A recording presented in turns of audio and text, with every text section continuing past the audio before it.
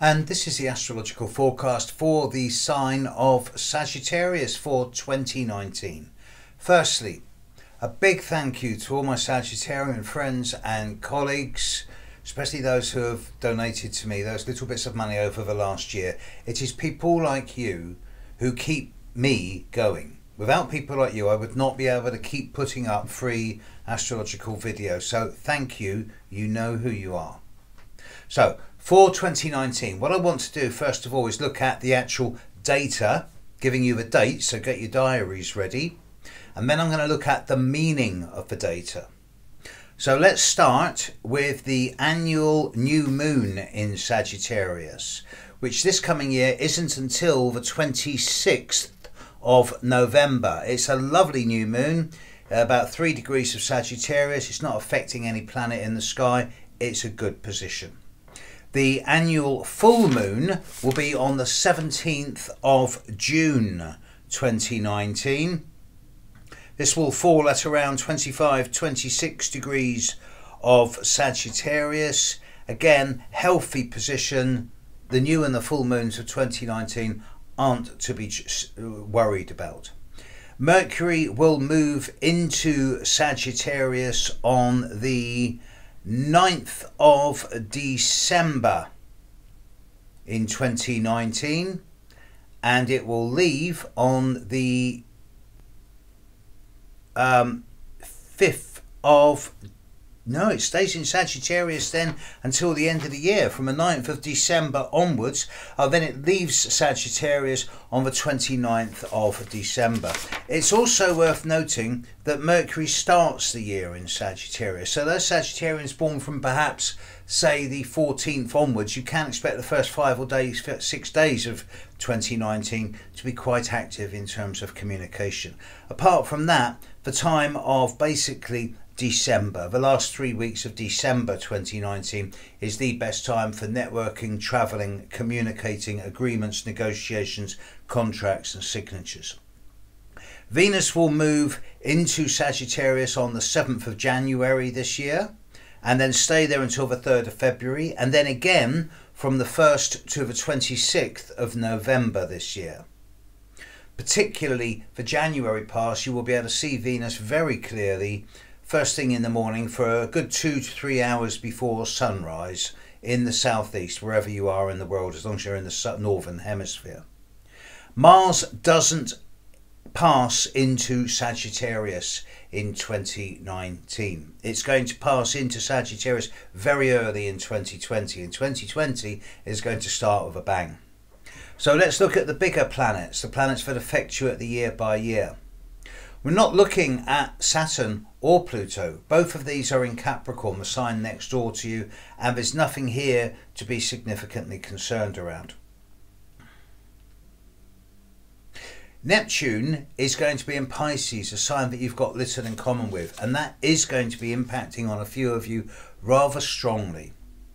By a few of you, I mean primarily those of you born around the 8th, 9th, 10th, maybe the 11th, certainly the 9th or 10th of November, and certainly the 9th and 10th of December, and maybe a day or so each side, maybe the 8th to the 10th, possibly the 8th to the 11th. If you're one of these Sagittarians, then you can expect a year, I'm sorry to say, of weariness, of tiredness, of feelings of confusion, possibly vagueness or nebulousness. It's not quite deception or gullibility or escapism, but it is a time where you may be feeling fatigued.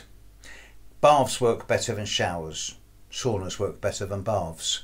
And it is not a year for you to be doing marathons if you're one of these people, particularly if you're born around the 9th or 10th of December. It's a year for actually sleeping more, eating well, looking after your health, and not pushing it at the physical level.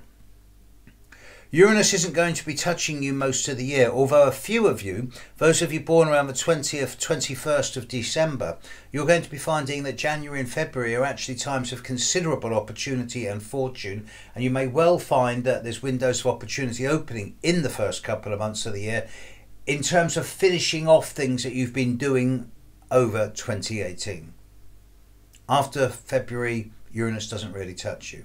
But then we come to Jupiter. Jupiter is in Sagittarius almost a whole year. Now, this is only really going to affect those of you born in November.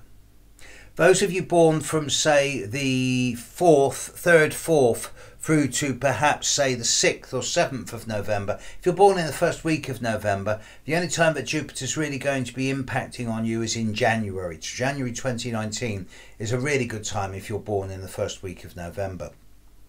But people born from the 6th, 7th of November through to the 17th of November, the time of early February, really through to perhaps early November, is an excellent time for you. The only negative thing here is it's going to be much easier for you to put on weight. Overindulgence, overweight, overspending, overreaching, overstretching, over everything. But also growth, expansion, optimism, hope, humour, faith, belief, travel. Jupiter's at home in your sign. And if you're one of these people born, say, from the 7th to the 17th of November, this should be an excellent year as long as you go for moderation. Quality beats quantity. Don't go over the top. Don't overreach yourself. You'll be doing yourself a big favour.